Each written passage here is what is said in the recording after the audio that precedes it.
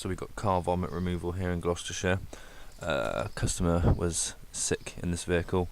You can see there's some vomit around here remaining. They have tried to clean it up, but obviously it's starting to smell in the vehicle. You can see it along here, some drip marks down here, also in here.